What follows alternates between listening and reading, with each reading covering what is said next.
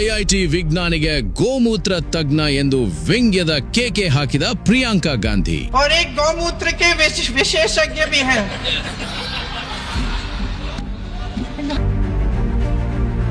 ಪಾರ್ಲಿಮೆಂಟ್ನಲ್ಲಿ ಆಸ್ಕರ್ ಫರ್ನಾಂಡಿಸ್ ಹೇಳಿದ ಸತ್ಯವನ್ನ ಮರೆತ್ರ Priyanka. I got a relief from Gomutra and my cancer was cured.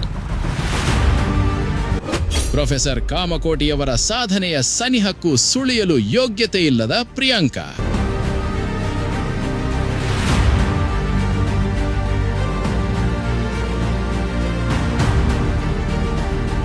ದೇಶಕ್ಕಾಗಿ, ದೇಶದ ತಂತ್ರಜ್ಞಾನದ ಪ್ರಗತಿಗಾಗಿ ತಮ್ಮ ಇಡೀ ಜೀವನವನ್ನೇ ಮುಡಿಪಾಗಿಟ್ಟ ಜಗದ್ವಿಖ್ಯಾತ ವಿಜ್ಞಾನಿಯೊಬ್ಬರನ್ನು ಗೋಮೂತ್ರ ತಜ್ಞ ಎಂದು ಕೇವಲವಾಗಿ ಕೇಕೆ ಹಾಕುತ್ತಾ ವ್ಯಂಗ್ಯ ಮಾಡಿ ನಿಂದಿಸುವುದು ಈ ದೇಶದ ಪ್ರಗತಿಗೆ ಮಾಡುವ ಅಪಮಾನವಲ್ಲದೆ ಇನ್ನೇನು?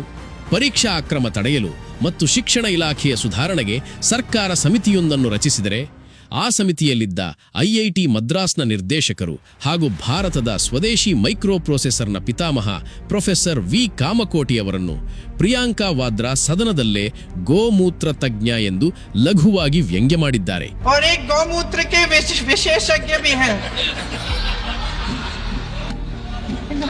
ಈಕೆಯ ವ್ಯಂಗ್ಯಕ್ಕೆ ಸುತ್ತಮುತ್ತಲಿದ್ದ ಈಕೆಯ ಗುಲಾಮರೆಲ್ಲ ಕೇಕೆ ಹಾಕಿ ಖುಷಿಪಟ್ಟಿದ್ದಾರೆ. ಆದರೆ ಕೇವಲ ರಾಜಕೀಯ ಲಾಭಕ್ಕಾಗಿ ಭಾರತೀಯ ಮಣ್ಣಿನ ಸಂಸ್ಕೃತಿ ಮತ್ತು ವಿಜ್ಞಾನವನ್ನು ಲಘುವಾಗಿ ಕಾಣುವ ಈ ನಾಲಾಯಕರುಗಳಿಗೆ ಇತಿಹಾಸದ ಕಹಿ ಸತ್ಯವೊಂದು ನೆನಪಿದೆಯಾ?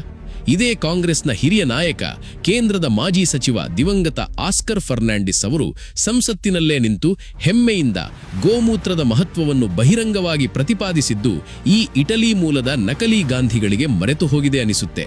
I got a relief from Gomutra and my cancer was cured. Priyanka Vadra ಹಾಗೂ ಅವರ ಬೆಂಬಲಿಗರು ಯಾರ ಅರ್ಹತೆಯನ್ನು ವ್ಯಂಗ್ಯ ಮಾಡುತ್ತಿದ್ದಾರೋ ಆ ಪ್ರೊಫೆಸರ್ ವಿ ಕಾಮಕೋಟಿಯವರು ಮಾಡಿರುವ ಸಾಧನೆಯಲ್ಲಿ 1% ಸಾಧಿಸುವ ಯೋಗ್ಯತೆ ಈ ನಕಲಿ ಗಾಂಧಿಗಳಾಗಲಿ ಅಥವಾ ಇವರ ಗುಲಾಮರಿಗಾಗಲಿ ಯೋಗ್ಯತೆ ಇಲ್ಲ.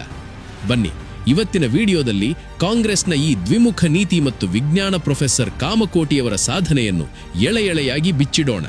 ಜಗತ್ತಿನ ದೊಡ್ಡ ದೊಡ್ಡ ದೇಶಗಳು ಮೈಕ್ರೋ ಪ್ರೊಸೆಸರ್ಗಾಗಿ ಪರದಾಡುತ್ತಿರುವಾಗ ಭಾರತಕ್ಕೆ ಸ್ವದೇಶಿ ತಂತ್ರಜ್ಞಾನದ ಅಗತ್ಯವಿದೆ ಎಂದು ಶಕ್ತಿ ಎಂಬ ಭಾರತದ ಪ್ರಥಮ ಮೈಕ್ರೋ ಪ್ರೊಸೆಸರ್ ರೂಪಿಸಿದ ಮಹಾನ್ ದಾರ್ಶನಿಕ ಈ professor Kamakoti. Cyber security, artificial intelligence ಮತ್ತು ರಕ್ಷಣಾ ವಲಯದಲ್ಲಿ ಭಾರತ ಸ್ವಾವಲಂಬಿಯಾಗಲು ಇವರು ನೀಡಿದ ಕೊಡುಗೆ ಅಪಾರ. ಇವರ ನಿಸ್ವಾರ್ಥ ಸೇವೆಯನ್ನು ಗುರುತಿಸಿ ಭಾರತ ಸರ್ಕಾರ ಪದ್ಮಶ್ರೀ ಪ್ರಶಸ್ತಿ ನೀಡಿ ಗೌರವಿಸಿದೆ. ಇಂತಹ ಕೃಷಿ, ಶಿಕ್ಷಣ ಮತ್ತು ತಂತ್ರಜ್ಞಾನ ಕ್ಷೇತ್ರದಲ್ಲಿ ಅಪಾರ ಜ್ಞಾನವಿರುವ ದೇಶದ ಶ್ರೇಷ್ಠ ವಿಜ್ಞಾನಿಯನ್ನು ಶಿಕ್ಷಣ ಸಮಿತಿಗೆ ಹಾಕಿದರೆ ಈ ಸಮಿತಿಯಲ್ಲಿ ಗೋಮೂತ್ರ ತಜ್ಞರಿದ್ದಾರೆ ಎಂದು ಕೇಕೆ ಹಾಕುತ್ತಾ ಹಗುರವಾಗಿ ಮಾತನಾಡುವುದು ಇವರ ಬುದ್ಧಿಹೀನ ಮಟ್ಟವನ್ನು ತೋರಿಸುತ್ತದೆ. ಗೋಮೂತ್ರ ಎಂಬ ಪದವನ್ನು ಅಸ್ತ್ರವಾಗಿಸಿಕೊಂಡು ದೇಶದ ಶ್ರೇಷ್ಠ ವಿಜ್ಞಾನಿಗಳನ್ನು ಮತ್ತು ಭಾರತೀಯ ಪರಂಪರೆಯನ್ನು ಅವಹೇಳನ ಮಾಡಲು ಹೊರಟಿರುವ ಪ್ರಿಯಾಂಕಾ ವಾದ್ರಾಗೆ ಹಾಗೂ ಅವರ ಅನುಯಾಯಿಗಳಿಗೆ ಮಂಗಳೂರು ಮೂಲದ ತಮ್ಮದೇ ಪಕ್ಷದ ಹಿರಿಯ ನಾಯಕ ದಿವಂಗತ ಆಸ್ಕರ್ ಫರ್ನಾಂಡಿಸ್ ನೆನಪಿದ್ದಾರಾ? ಕಾಂಗ್ರೆಸ್ ಸರ್ಕಾರದ ಅವಧಿಯಲ್ಲಿ ಕೇಂದ್ರ ಸಚಿವರಾಗಿದ್ದ ಇದೇ ಆಸ್ಕರ್ ಫರ್ನಾಂಡಿಸ್ ಅವರು ಅಂದು ಸಂಸತ್ತಿನಲ್ಲೇ ನಿಂತು ಎದೆಯುಬ್ಬಿಸಿ ಏನ್ ಹೇಳಿದ್ರು ಗೊತ್ತಾ? I got a relief from Gomutra and my cancer was cured. ಮಾರಕ ಕ್ಯಾನ್ಸರ್ ರೋಗಕ್ಕೆ ಆಸ್ಕರ್ ಫರ್ನಾಂಡಿಸ್ ತುತ್ತಾದಾಗ ಸನಾತನ ಪರಂಪರೆಯ ಆಶ್ರಮವೊಂದರಲ್ಲಿ ಗೋಮೂತ್ರ ಮತ್ತು ದೇಶೀಯ ಸಾಂಪ್ರದಾಯಿಕ ಚಿಕಿತ್ಸೆ ಪಡೆದು ತಾವು ಸಂಪೂರ್ಣವಾಗಿ ಗುಣಮುಖರಾಗಿದ್ದಾಗಿ ಸ್ವತಃ ಸಂಸತ್ತಿನ ದಾಖಲೆಯಲ್ಲೇ ಹೆಮ್ಮೆಯಿಂದ ಹಂಚಿಕೊಂಡಿದ್ರು. ತಮ್ಮದೇ ಪಕ್ಷದ ಹಿರಿಯ ನಾಯಕ, ಮಾಜಿ ಕೇಂದ್ರ ಸಚಿವರೊಬ್ಬರು ಪಾರ್ಲಿಮೆಂಟ್ನಲ್ಲಿ ಬಹಿರಂಗವಾಗಿ ಹೇಳಿದ ಸತ್ಯವನ್ನೇ ಇಂದು ಮರೆತು ಅದೇ ವಿಷಯವನ್ನಿಟ್ಟುಕೊಂಡು ದೇಶದ ಹೆಮ್ಮೆಯ ವಿಜ್ಞಾನಿಯೊಬ್ಬರನ್ನು ಹೀಗೆ ಕೇವಲವಾಗಿ ನಿಂದಿಸುತ್ತಿರುವುದು ಈ ನಕಲಿ ಗಾಂಧಿಗಳ ಅಜ್ಞಾನವೋ ಅಥವಾ ಭಾರತೀಯ ಮೂಲ ಸಂಸ್ಕೃತಿಯ ಮೇಲಿರುವ ಅಂಧ ದ್ವೇಷವೋ? ಈ ದೇಶದ ಮಣ್ಣು, ಇಲ್ಲಿನ ಸಾಂಪ್ರದಾಯಿಕ ಅರಿವು ಮತ್ತು ಭಾರತೀಯ ವಿಜ್ಞಾನಿಗಳ ಶ್ರಮದ ಅರಿವಿದ್ದಿದ್ದರೆ ಯಾರೂ ಈ ರೀತಿ ಹಗುರವಾಗಿ ಮಾತನಾಡುತ್ತಿರಲಿಲ್ಲ. ವಿದೇಶಿ ಮೂಲದ ಆಲೋಚನೆಗಳನ್ನು ಹೆಗಲ ಮೇಲೆ ಹೊರಸಿಕೊಂಡು ದೇಶದ ಮೂಲ ಸಂಸ್ಕೃತಿಯನ್ನು ಹೆಜ್ಜೆ ಹೆಜ್ಜೆಗೆ ಅಪಹಾಸ್ಯ ಮಾಡುವುದು ಇವರ ಚಟವಾಗಿ ಬಿಟ್ಟಿದೆ.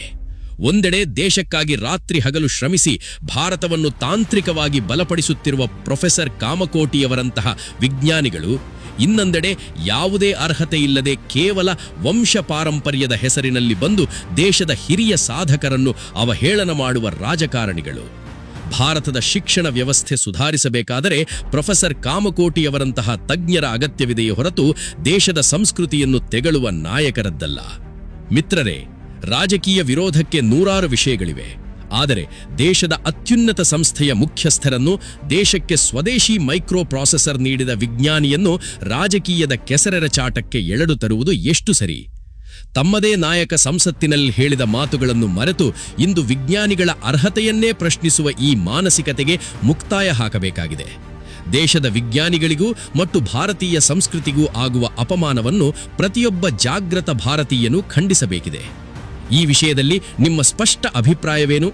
ಪ್ರೊಫೆಸರ್ ಕಾಮಕೋಟಿಯವರಂತಹ ವಿಜ್ಞಾನಿಗಳಿಗೆ ಈ ರೀತಿ ಅಪಮಾನ ಮಾಡುವುದು ಸರಿಯೇ? ಕಮೆಂಟ್ ಮಾಡಿ ತಿಳಿಸಿ. ವಿಡಿಯೋವನ್ನು ಪ್ರತಿಯೊಬ್ಬರಿಗೂ ಶೇರ್ ಮಾಡಿ. ಜೈ ಹಿಂದ್, ಜೈ ಭಾರತ್.